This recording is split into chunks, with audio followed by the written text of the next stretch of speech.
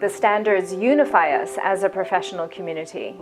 They are built out of decades of practical experience and give us a common language and shared concepts to inform our work. Since the last edition of the professional standards, we have a new statement by the Interagency Standing Committee about the importance of protection to humanitarian action.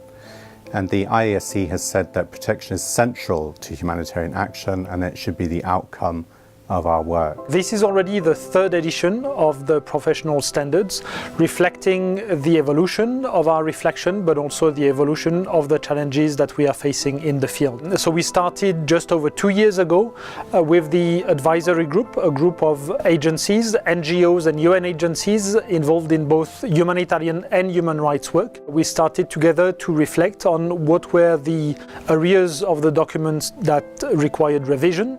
A second step was a much broader consultation, trying to reach out to practitioners in the field throughout the world to gather their views and opinions, to give us some input, to criticize the draft documents that we had prepared, and to try to ensure that what we were proposing effectively reflects the consensus of practitioners. What ICRC values in this edition of the standards is that it reflects better the perspective and specificities of human rights actors who can recognize their work in the standards. And this happens in many ways throughout the standards. For instance, with the examples provided, the terminology used with references to human rights concepts, or simply by referring equally often to human rights as well as humanitarian actors.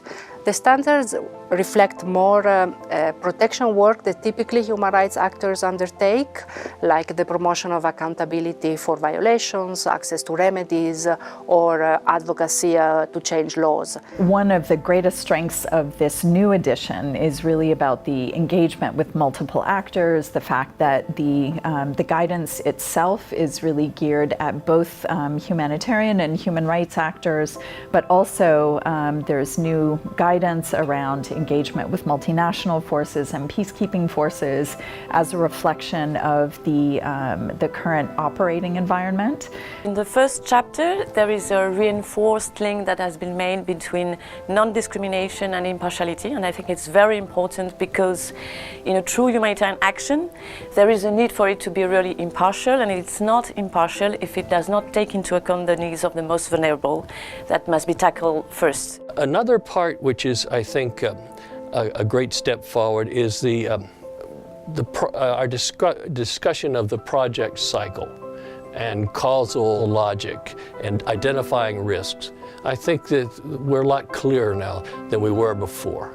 In addition, the chapter on managing protection strategies now includes more specific standards and guidelines to work towards protection outcomes. For example, through continuous and context-specific protection analysis, striving for complementarity with other actors, and the importance of learning from our experience to feed into strengthened programming. Chapter 3, the protection architecture, where there was an addition related to the role in protection of non-stated army groups, and I think it's really important to consider not only the protective role of usual actors, the usual suspects in the world of protection, but also the responsibility of non-state army groups in protection. Working in a complementary way with partners is important because, by some estimates, 130 million people live in fragile states or in need of protection, of whom 65 million are internally or externally displaced.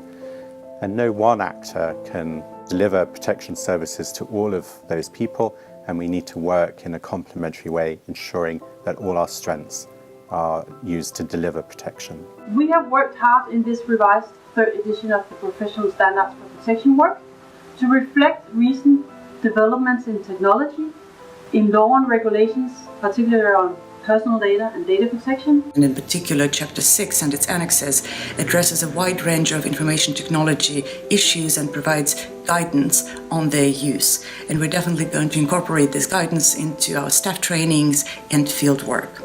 It is critically important to counterbalance the need to obtain information and give voice to victims of human rights violations with the need to ensure their safety. Beyond the main document, we have developed a set of companion documents. So there is a shorter version that is more synthetic and more accessible for field practitioners. There is also an e-learning available online. And finally, there is an app with full access to the standards on mobile devices.